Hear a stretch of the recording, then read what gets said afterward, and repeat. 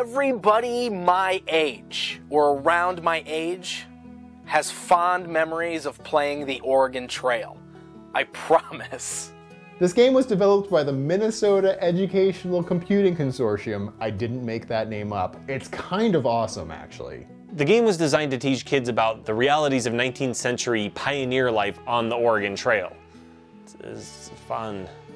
You get your family together, get a wagon. You're in the Old West. Get some tongues. No, you're trying to get to the west. You're in the east. You're in the Old East. Yeah, you thought of everything from planning your route, planning what you needed to spend on what goods. you need to buy. Yeah. How you had to ration that out, forging rivers in your wagon. You can decide if you wanted to be a banker or a poor person, whatever you wanted to be. I want to be a poor person in my video game. Well, I mean, that was hard mode, I want to be the poor guy. When I was playing the Oregon Trail, this is back when there was just a black screen, and all like the sprites were just white blocks, and you can kind of like move around that way, so we didn't even have fancy graphics, unless you got to a river. Then it was blue.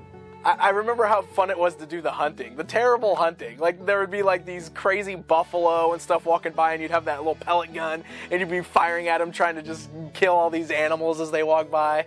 It was always fun, because that was definitely not educational, the hunting segment, but they threw it in there, and God, I remember us going wild just for that. It's like, oh, the hunting segment. Problem is like, you can only carry like 50 pounds of food at a time, but if you kill like a bear that's like 200 pounds, why would you put something in the game that I can kill and not use all the food from? That teaches children how to be wasteful. And I love the fact that you can die in the game. You get a party, you can get dysentery, you get bit by a snake, you have robbers. You could die from measles, snake bite, typhoid, cholera, exhaustion, but nobody remembers that. What do you remember? Everyone say it with me now. Dysentery. You have to die of dysentery. That's the thing that happens. You can break your arms. Susie died of dysentery. You just died of dysentery. Am I right? You'll never, it's like ingrained in your brains. You'll never forget. Joey died of dysentery. Dysentery. Everyone plays Oregon Trail the same way. You go hunting, and you shoot way too much, and then you move on until someone dies of dysentery. I always remember, too, one of the things that was always fun to do is you would always name your characters after your classmates or your friends, because it would always be hilarious when one of your friends had an unfortunate accident. You just keep going and you see landmarks. A lot of your family's gonna die. That's something that happens in Oregon Trail. Teaches kids about the temporary nature of life. Sure, you can sell smallpox blankets to the natives in the game. You can't do that. That's an option. You can't do that. And that game continues to be released, and it's loved, and it's yeah, it's incredible what, like Carmen Sandiego, they were able to make educational games interesting.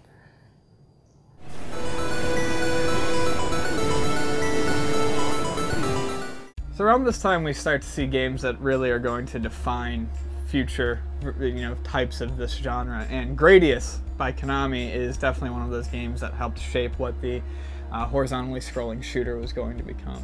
To me, Gradius was the horizontal shooter, and I compare all other horizontal shooters to Gradius.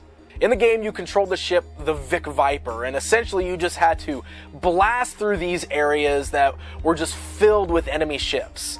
And you can collect all these different power-ups so that you can multiply your shot power to blast more items on the screen at a time. It's just brilliant. I mean, it's a space shooter at a time. It came out at a time when space shooters were kind of passé, but it changes a few things up. One, it's, scrolling, coming from the side. Two, it gives you options. There's a bar at the bottom, and as you collect generic power-ups, it sequentially lights up the power-up that you can cash in. And you can hold on to them to get the bigger power-ups, or you can cash them right away for things like speed boosts and other such things. You've got to be sure that you've got enough speed, but not too much. You get too much speed and you're a danger to yourself. The problem with this power-up system is that Gradius suffers from the, if you die, it's really tough to continue progressing. Yes. Unlike other shooters where the power-up system is a bit more balanced, if you die and lose all your power-ups in stage 3, getting yourself back into fighting trim is incredibly difficult in a game like Gradius. All of the boss fights were these larger ships that would have a blue core that would sort of hide and then show up during the battle. The Gradius series is responsible for the phrase, "shoot the core." and essentially you had to find a way to blast through like a tunnel or an opening on the ship to blast that blue core when it was showing, while also avoiding all of the shot patterns coming from the ship. I personally appreciated it as a kid. I think a lot of people did, which is why it created so many dang sequels and spin-offs and imitators, etc., etc. By the way, I think it's actually Gradius. I don't care, I have a shitty accent.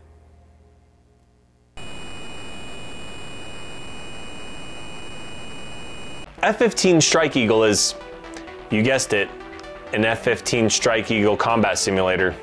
Goal of every mission is to drop bombs on one of two targets, one primary and one secondary that you can do for bonus objectives. The game received high praise for being an excellent simulator on PC, but the NES version was pretty choppy.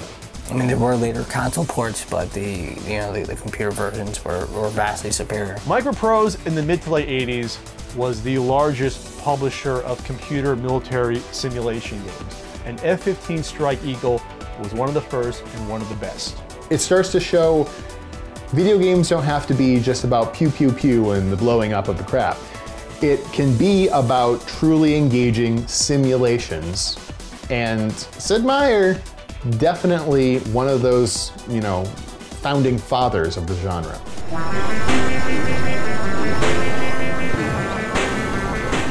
City Connection was released by Jalico, or Jalico, for the arcade.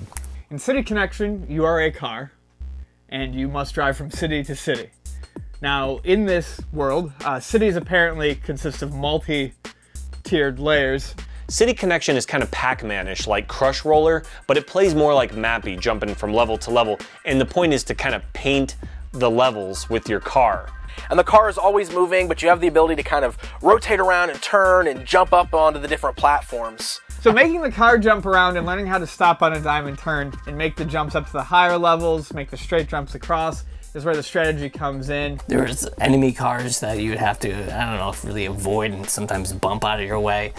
And you can take out the cars, send them into a spin by throwing oil cans at them. It's a very old-timey way of attacking a car. Don't touch the cats. As amusing as that is, seeing the cats fly away with the crazy music.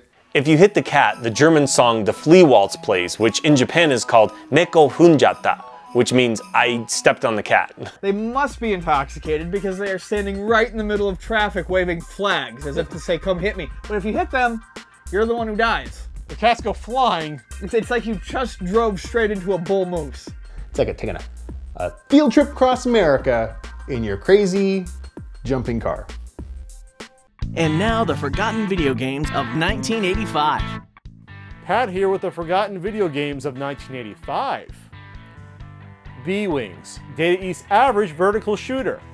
Doctor Who and the Mines of Terror by Micropower. This computer release has you as the Doctor trying to foil the evil plans of the Master. The Intellivision 3 system. This version is exactly the same as the original, but with a fresh coat of paint. And Donkey Kong Jr. Math by Nintendo. The only education title in the NES Black Box series, this game is almost as fun as counting on your fingers. And those were the forgotten video games of 1985. Just because you don't remember them doesn't mean they weren't fun.